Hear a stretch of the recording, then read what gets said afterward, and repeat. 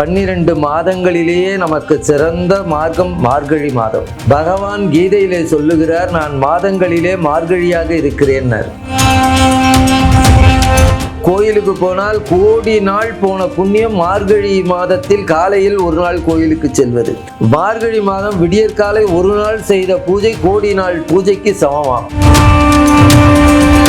எல்லா நாளும் கோயிலுக்கு போக முடியலை என்றாலும் வைகுண்ட ஏகாதசி திருவாதிரை என்று அவசியம் எல்லோரும் இறைவனை வழிபட்டு புண்ணியத்தை சேர்த்து கொள்ளவும். நாமெல்லாம் இறப்பை நோக்கி வேகமாக போகிறோம். அந்த மரண யாத்திரை இல்லாமல் சரண யாத்திரையாக வேண்டும். அதனால்தான் இப்ப இந்த ஐயப்ப சுவாமி சீசன்ல சுவாமியே சரணம் ஐயப்பா என்பார்கள். மார்கழி மாசம் கல்யாணம் பண்ணக்கூடாது, மார்கழி மாசம் பீட மாசம் சொல்லிட்டாங்க. பீடை மாசம் அல்ல, பீடு உடைய மாதத்தை தவறுதலாக சொல்லிவிட்டார்கள். திருவடியும் தண்டையும் சிலம்பும் சிலம்பூடுருவ பொழுவடி வேலும் கடம்பும் தடம்புயம் மாறிரண்டும் மறுவடிவானவதனங்கள் ஆறும் மலர்கண்களும் குருவடிவாய் வந்து என் உள்ளம் குளிர குதி கொண்டவே. அனைவருக்கும் சிறியனுடைய பணிவான வணக்கங்கள். பொய்யாமொழி புலவர் வள்ளுவர் எழுதுகிறார், காலம் அறிதல்னு ஒரு அதிகாரம் போடுறார். காலம் ஞாலம் கருதினும் கைகூடும் காலம் அறிந்து இடத்தார் செயல் ஆடிப்பட்டம் தேடி விதை என்பார்கள். காலத்துக்கு எப்பொழுதும் வலிமை அதிகம். அதுபோல 12 மாதங்களிலேயே நமக்கு சிறந்த மார்க்கம் மார்கழி மாதம். பகவான் கீதையிலே சொல்லுகிறார், நான் மாதங்களிலே மார்கழியாக இருக்கிறேன். மார்கழி எல்லா மாதங்களும் உயர்வு என்றாலும் மார்கழி மாதம் ரொம்ப ரொம்ப சிறப்பு வாய்ந்த மாதம். அது பீடுடைய மாதம் என்பதை பீடை மாதம்னு மாத்திட்டார். ரொம்ப ரொம்ப சிறப்பு. இந்த மார்கழி மாதம் தேவர்களுக்கும் விடியற்காலம். எந்த ஒரு காரியமும் காலையில படிக்கின்ற மாணவர்களும் விடியற்காலம் படித்தா நல்ல ஞானம் வரும். காலையில சூரிய உதயத்துக்கு முன்னாடி எழுந்துக்கணும். மற்ற நாட்களிலே கோயிலுக்கு போனால் கோடி நாள் போன புண்ணியம் மார்கழி மாதத்தில் காலையில் ஒரு நாள் கோயிலுக்கு செல்வது. காலையிலே செய்கின்ற வழிபாடு மற்றைய நாட்களில் கோடி நாள் செய்த பூஜைக்கு மார்கழி மாதம் விடியற்காலை ஒரு நாள் செய்த பூஜை கோடி நாள் பூஜைக்கு சமமாம். ஆகையினால இந்த மார்கழி மாதத்தை யாரும் தவற விட்டாதீர்கள். காலத்துக்கு வலிமை அதிகம். ஒருவரை நலம் விசாரிப்பதாக இருந்தாலும் காலம் அறிந்து விசாரிக்கணும். நான் வெளிநாட்டிலேருந்து வந்து இரவு 1 மணிக்கு தான் விமானத்தில் இறங்கி வீட்டுக்கு 2 மணிக்கு வந்து பக்கத்து வீட்டில் நம்ம நண்பர் இருக்கிறாருன்னு 2 மணிக்கு கதவை தட்டி, ஏகாம்பரம் சௌக்கியமாக இருக்கிறியா, நான் இப்போ தான் வெளிநாட்டிலேருந்து வந்தேன். ஐயா நானே மாத்திரை போட்டு இப்போ தான் படுத்தேன். பொழுது விடிச்சுன்னு நலம் விசாரிக்கக்கூடாத. ஒருவரை நலம் விசாரிப்பதாக இருந்தாலும் காலம் பார்த்து விசாரிக்கணும். காலம் அறிந்து இடத்தார் செயல் ஞாலம் கருதினும் கைகூடுங்கிறார். ஆகையினாலே அதே மாதிரி காலத்தினால் செய்த உதவி சிறிதெனினும் ஞாலத்தின் மான பெரிதென்னார். ஆகையினாலே காலத்துக்கு வலிமை அதிகம். மார்கழி மாதம் மாதங்களிலே சிறந்த மாதம். இது தேவர்களுக்கு 6 மாதம் பகல் 6 மாதம் இரவுன்னமே தேவர்களுக்கு விடியற்காலம். இந்த நாளிலே நாம் கடவுளை வணங்குவது ரொம்ப ரொம்ப சிறப்பு. இந்த காலத்தை தவற விடாதீர்கள். நான் எப்போ யாருக்கு மரணம் வரும் என்று தெரியுமா? ஆகையினாலே இந்த காலத்தையும் இப்போ இருக்கிற அவசரமான உலகத்துல புண்ணியத்தை தேடணும். பொருள் இல்லாருக்கு இவ்வுலகில்லை, அருள் இல்லாருக்கு அவ்வுலகில்லை. அந்த அருளை பெறுவதற்கு மார்கழி மாதம் மிகச்சிறந்தது. எல்லா நாளும் கோயிலுக்கு போக முடியலை என்றாலும் வைகுண்ட ஏகாதசி திருவாதிரை என்று அவசியம் எல்லோரும் இறைவனை வழிபட்டு புண்ணியத்தை சேர்த்து கொள்ளவும். இந்த மார்கழி மாதம் தவறாமல் நாமெல்லாம் வெடியற்காலே எழுந்து பூஜை செய்யணும். வாசல்ல கோலம் போடுவாங்க. இப்பெல்லாம் கோலமே இல்லை, எல்லாம் அலங்கோலமா இருக்கு. போட்டி போட்டுன்னு கோலம் போடுவாங்க. திருப்பாவை திருவெம்பாவை அவசியம் ஓத வேண்டிய மாதம். திருவெம்பாவை திருவண்ணாமலையிலே மணிவாசகர் அருளி செய்தார். ஆண்டாள் திருப்பாவை அருளி செய்தார்கள்.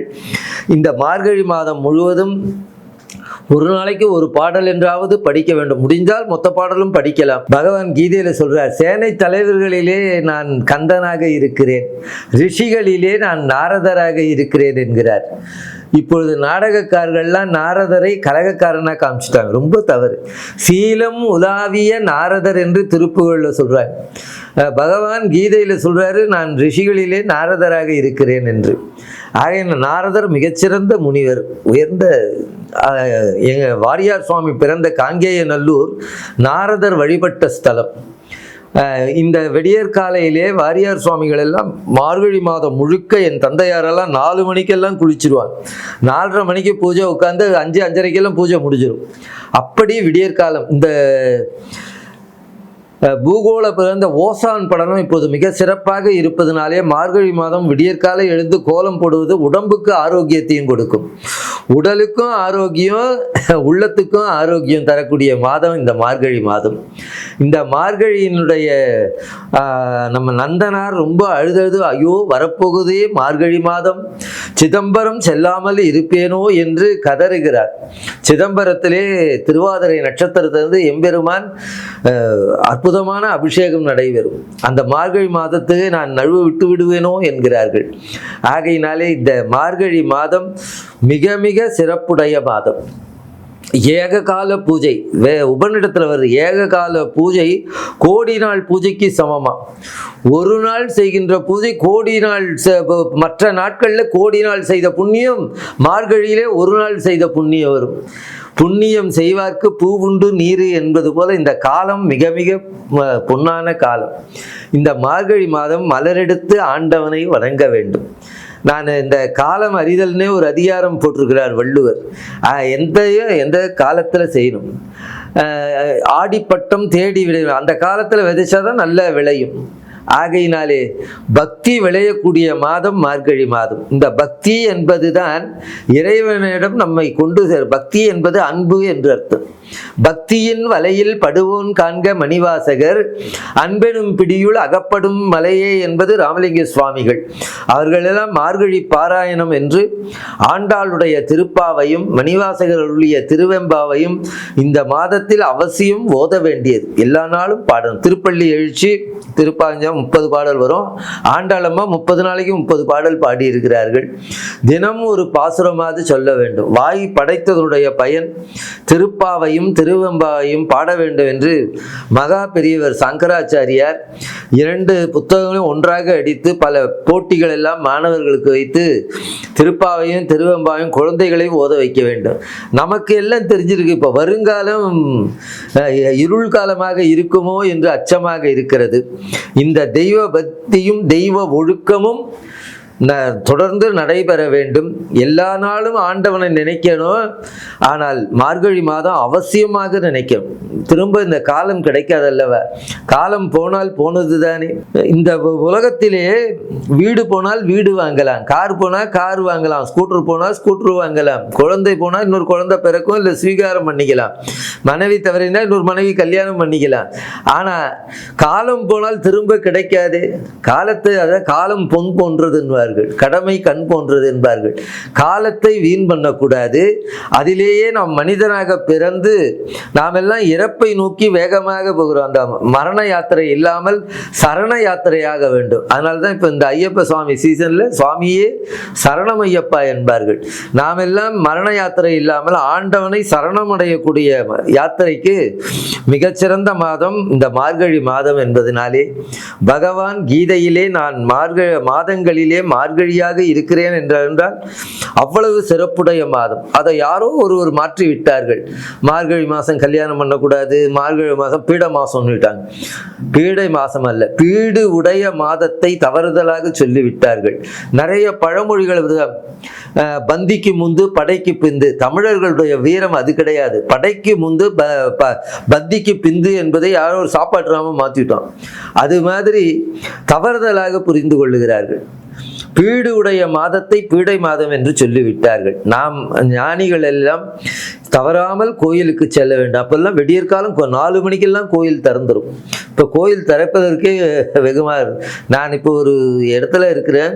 காலையில் 8:30 மணிக்கு தான் அபிஷேகம் ஆரம்பிக்கிறாங்க. நான் ரொம்ப வருத்தப்பட்டேன். விடியற்காலம் கூட சீக்கிரம் ஆரம்பிக்கலையே, பூஜை பண்ணலையே. 4:30 மணிக்கு பிரம்ம முகூர்த்தம். 4:30லேருந்து 6 மணிக்குள்ளாக மார்கழி மாதத்திலே ஒரே ஒரு நாள் கோயிலுக்கு போனால் கோடி நாள் போன புண்ணியம். வீட்டிலே பூஜை செய்பவர்கள் அன்று ஒரு நாள் விடியற்காலம் 4:30 மணிக்கு பூஜை செய்தால் மற்றைய நாட்களில் கோடி நாள் செய்த புண்ணியம் வரும்.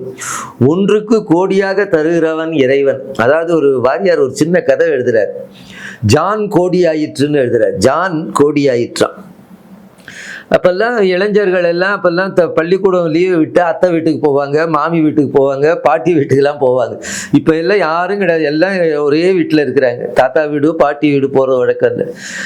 கண்ணபிரான் குந்தி தேவி வராங்க, அத்தை வீட்டுக்கு வராங்க. எல்லாரும் நீச்சல்ல விளையாடுறாங்க. இந்த பாண்டவர்கள், இந்த கௌரவர்கள் 100 பேர், பாண்டவர்கள் 5 பேர். பாண்டவர்கள் 5 பேரும் நல்லவர்கள், கௌரவர்கள் 100 பேரும் கெட்டவங்க. 100க்கு 5 பேர் தான் நல்லவனா அன்னிக்கே. ஆகையினால இவங்கெல்லாம் தண்ணியில் விளையாடுறாங்க. நீச்சல் பண்ணலன்னா பசிக்கும்.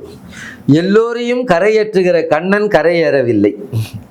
கண்ணபிரான் கரையேறலைன்னா யாரும் ஏற முடியாது. தர்மர் சொல்றார், அண்ணா தாய்மார்கள்லாம் காத்திருக்கிறாங்க, நாம் சாப்பிட்டாதானு. கண்ணன் தண்ணியை விட்டு வர மாட்டேங்கிறார்.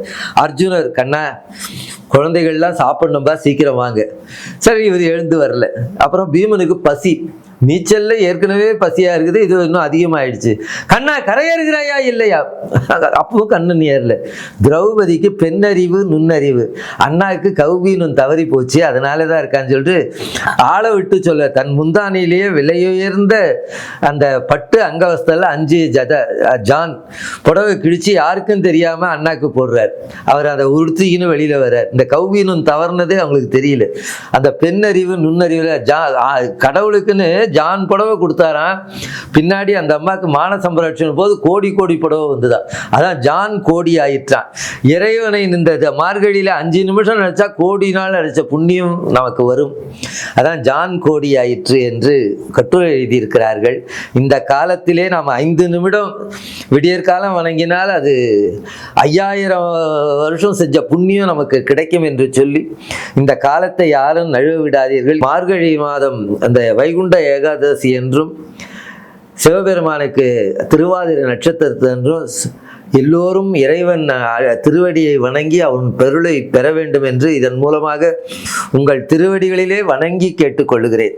ஏனென்றால் ஆன்மாக்கள்லாம் உய்ய வேண்டும் என்று நம் பெரியவர்கள் எவ்வளோ கிராமங்கள் எல்லாம் எல்லா நாளும் அந்த திருப்பாவை திருவம்பாவை திருவீதி வரும். இப்போ சென்னையிலே எல்லாம் அடுக்கு வீடு, இந்த வசதி எல்லாம் இல்லை என்றால் நாம் கோயிலுக்கு சென்று இறைவனை வணங்கி இறைவன் திருவுளை பெற மிகச்சிறந்த மாதம். இந்த சிறந்த காலத்தை யாரும் நழுவ விட வேண்டாம் என்று மீண்டும் உங்கள் திருவடிகளை வணங்கி எல்லோரும் இந்த மாதத்தை பயன்படுத்தி கொள்ள வேண்டும் என்று இதன் மூலமாக வேண்டி கேட்டுக்கொள்கிறேன்.